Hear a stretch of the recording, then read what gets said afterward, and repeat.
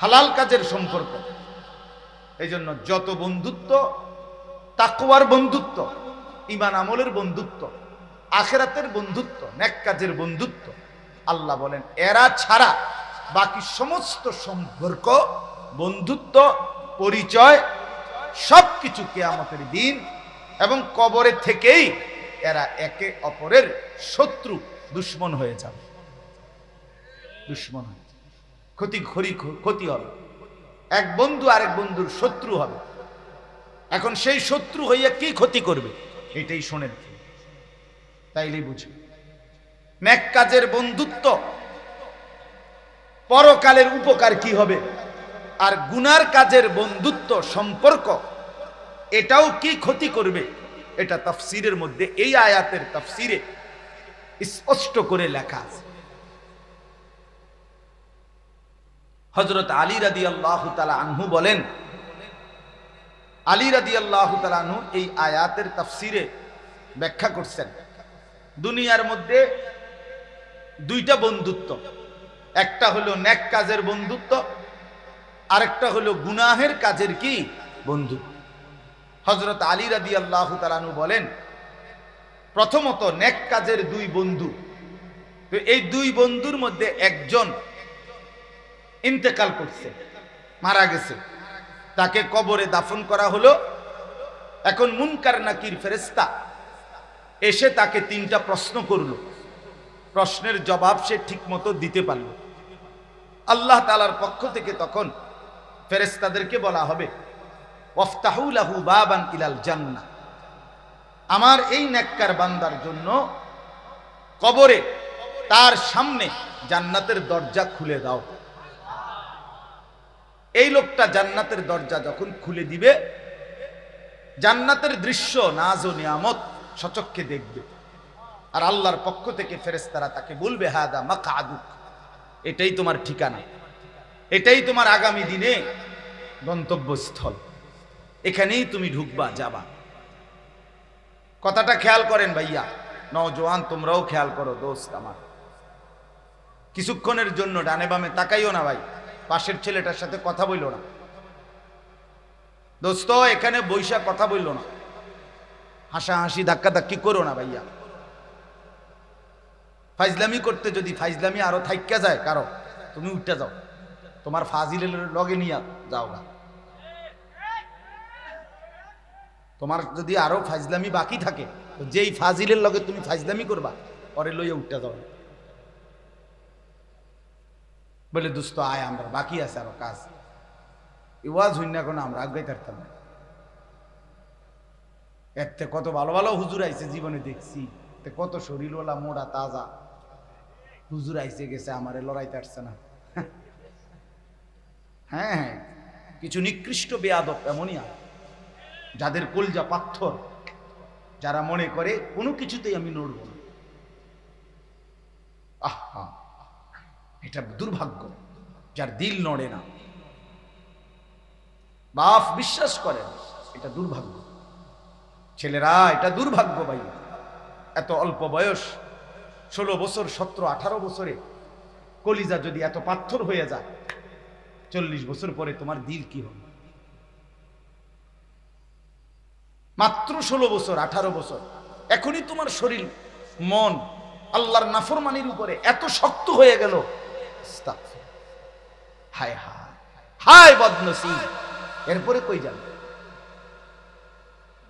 30 বছর পরে কি হবে? আমি তো এই জন্য প্রতিদিন বলি, 16 বছরের 14 বছরের 18 বছরের যে ছেলেটা খোদার 365 দিন, 1 বছর টানা, এত বড় একটা বছর খোদার 365 দিনে কোনোদিন ফজরের নামাজ পড়ে না, মুসলমানের ঘরে ঘুমাইয়া, বাপ মা জীবিত,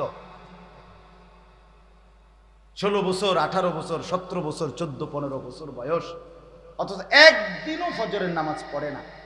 এত বড় জানোয়ার মুসলমানের বাচ্চা কেমনে হয়?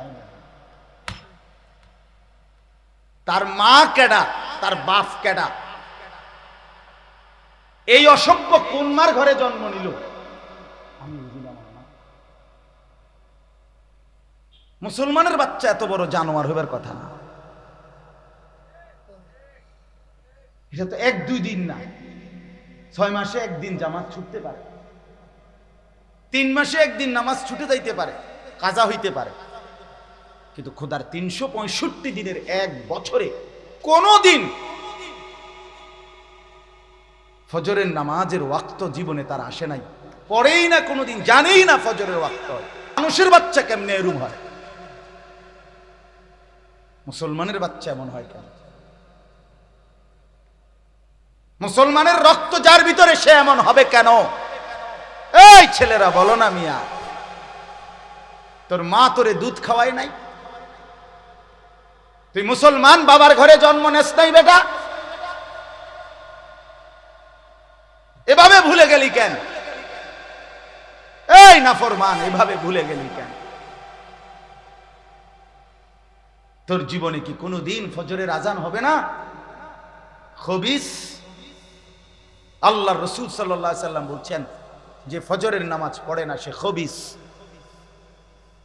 ওয়া ইল্লা আসবাহা খাবিসান নফস, নবীজি বলছে খবিস, খবিস এটা। আর খবিস টয়লেটে থাকে, বাথরুমে থাকে, পেশাব পায়খানার মধ্যে থাকে, যে ওইটারে খবিস কয়। এই জন্য নবীজি বাথরুমে ঢুকতে, টয়লেটে ঢুকতে নবীজি দোয়া পড়তেন, আল্লাহ খবিস থেকে পানাহ চাই।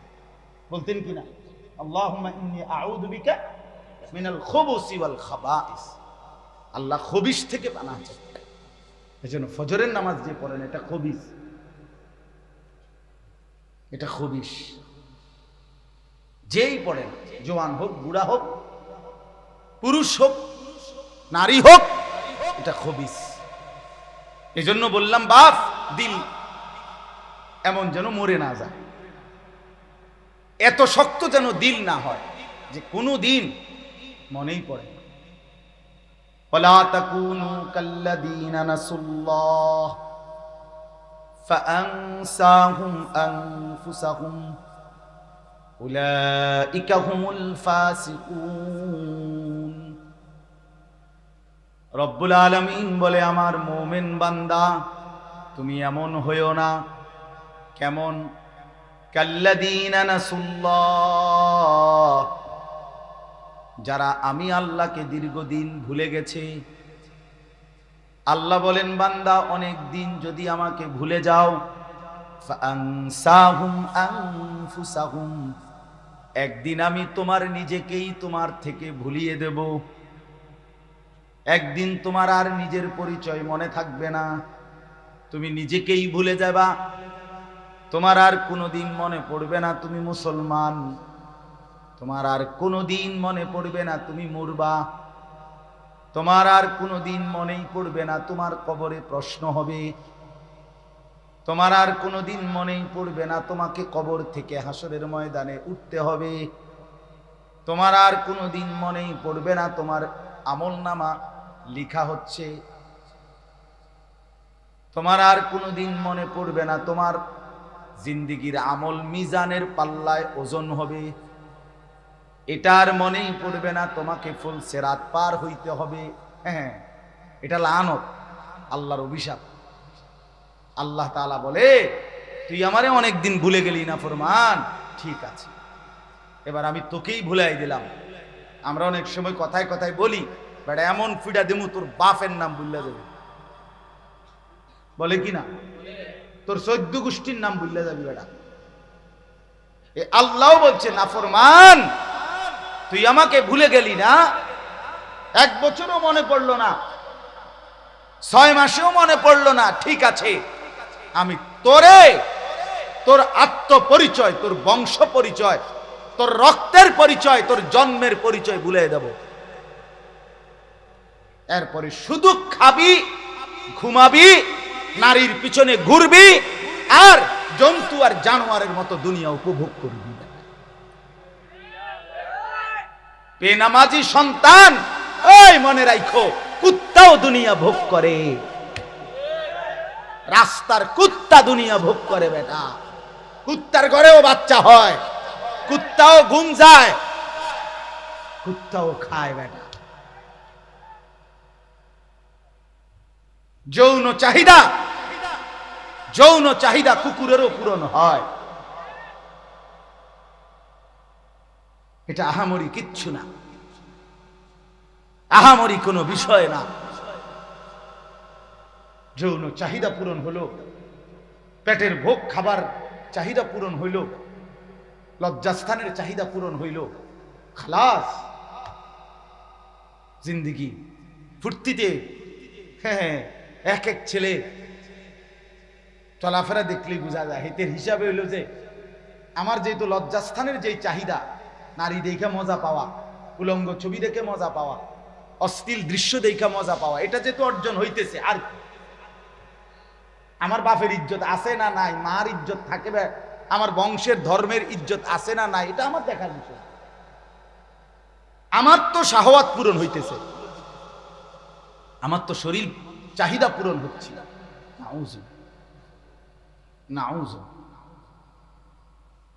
এই জন্য বন্ধু আমার, বাপ আমার, আমি এটা বললাম, রাসূলুল্লাহ সাল্লাল্লাহু আলাইহি সাল্লাম সরাসরি ডাক দিয়ে বলছে, যুবকের প্রতি নবীজির কি পরিমাণ মহব্বত ছিল, নওজোয়ানদের জন্য। আল্লাহ নবী বলছে, ইয়া শাবাবা কুরাইশ, হে কুরাইশের যুবকগণ, এভাবে ডাকছেন, গুদ্দু আবসারাকুম ওয়াহসানু ফুরুজাকুম। নবীজি বলছে, হে কুরাইশের যুবকগণ, তোমরা তোমাদের চোখ নিচের দিকে নামাও এবং তোমরা তোমাদের লজ্জাস্থান হেফাজত করো। যুবকদেরকে নবী, ইয়া শাবাবা কুরাইশ। নবী সাল্লাল্লাহু আলাইহি ওয়াসাল্লাম বলছেন, ইয়া মাশারাশ শাবাব, হে যুব সমাজ, এভাবে ডাক দিছে। হাদিস, বিশুদ্ধ হাদিস, ইয়া মাশারাশ শাবাব, হে যুব সমাজ, মান ইসতাতা মিনকুমুল বাআতা ফালইয়াতাযাওয়াজ, তোমরা যারা শারীরিকভাবে এবং আর্থিকভাবে বিবাহ করার সামর্থ্য হয়েছে, তোমরা দেরি করো না, জলদি বিয়ে করে ফেলো। বিবাহ লজ্জার বিষয় না, জিনা লজ্জার বিষয়। কথা বলেন না কেন? বিয়ে কোনো গুনাহ না, পরের মেয়ের পিছনে হাঁটা এটা গুনাহ। বিয়ে না জায়েজ না, বিয়ে আল্লাহ তাআলার হুকুম, রাসূলুল্লাহর সুন্নাত, বিয়ে ইবাদত। নবী সাল্লাল্লাহু আলাইহি সাল্লাম বলেছেন, স্বামী স্ত্রীর মিলন, স্বামী স্ত্রী মিলিত হওয়া, জৈবিক চাহিদা পূরণ করা, এটা পুরাটা আল্লাহর রাস্তায় সাদাকার সওয়াব। ওয়া ফি বুদ'i আহাদিকুম সাদাকা, রাসূলুল্লাহ সাল্লাল্লাহু আলাইহি সাল্লাম। এটা লজ্জা না, এটা অপমান না, এটা বেইজ্জতি না। নবী সাল্লাল্লাহু আলাইহি সাল্লাম উৎসাহিত করছেন, কোরআনে আছে, আনকিহুল আয়ামা মিনকুম, তোমরা তোমাদের অবিবাহিতদেরকে বিবাহ করাও।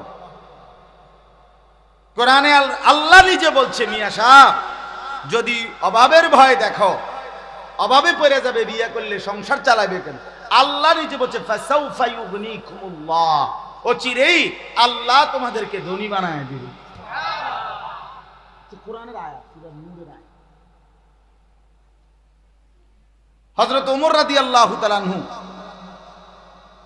তিনি বলতেন, ওমর রাদিয়াল্লাহু তাআলা আনহু বলতেন, তুমি বিয়ে করো নাই, অথচ তুমি তোমার অভাব দূর করবা, এটা কিভাবে সম্ভব? এখন টের পাইবেন বক্তা আসতেছে। আমি তো আপনারা যাতে নড়াচড়া না করেন, এই জন্য আমরা স্থানীয় বক্তারা মাঠটা ধরে রাখলাম, আর টের পাইবেন এখন।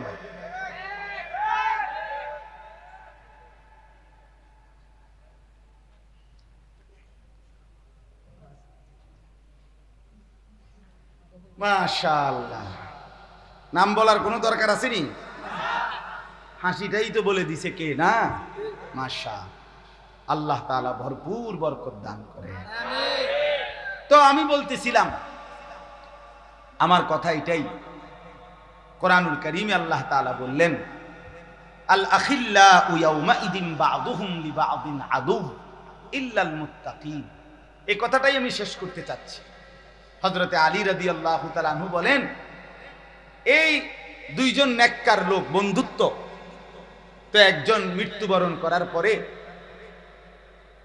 আল্লাহ তাআলা যখন বলবে ফেরেশতাদেরকে তার জন্য জান্নাতের দরজা খুলে দাও, তখন এই লোকটা জান্নাত দেখে নিজের জান্নাতের অবস্থান বুঝে সাথে সাথে তার দুনিয়ার সেই বন্ধুর কথা মনে পড়বে এবং বলবে সাথে সাথে আল্লাহর কাছে দোয়া করে, আল্লাহ, আমার অমুক নামে একটা বন্ধু ছিল, এই বন্ধুটা আমাকে দিবানিশি রাত দিন নেক কাজে, আখিরাতের কাজে, ঈমান আমলের কাজে উৎসাহিত করত, অনুপ্রেরণা দিত।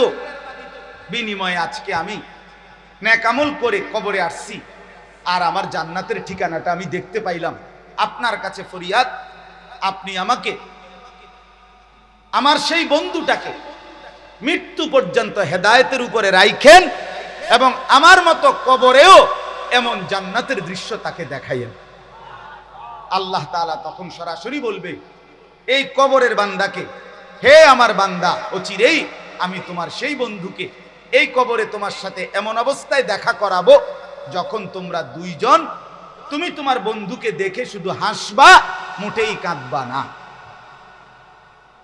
সাথে সাথে হযরত আলী রাদিয়াল্লাহু তাআলা আনহু বলেন, দুনিয়ার মধ্যে যেই দুই বন্ধুর মধ্যে সম্পর্ক ছিল গুনার সম্পর্ক, নাফরমানের সম্পর্ক, ওই যে বললাম বিড়ি একজনের, ম্যাচলাইট আরেকজনের, মনে আসেনি? মোটরসাইকেলের একজনের অকটেন ঢুকাই দিছে আরেকজনের, মোবাইল একজন, এমবি দিছে আরেকজন, এই যে সম্পর্ক। তো আমি আছি না, আমি থাকতে ফ্রেন্ড, বন্ধু বন্ধুর জন্য যদি আমরা কিছু না করতে পারি, আমার টাকা যদি তোর উলঙ্গ ছবি দেখার জন্য খরচই করতে না পারি, তোর মোবাইলে যদি এমবি দিতে না পারি, তা আবার বন্ধু কি আর? একসাথে চলি আমরা, তুমি জুয়া খেলবা, আমি টাকা দিতে পারতাম না, তাহলে আর ফ্রেন্ড হলাম কেন? বুঝেন না কথাটা? একসাথে তুমি চলি ফিরি, তুমি নেশা করবা, আমি টাকা দিতাম পারতাম না কেন? আমরা বন্ধু না?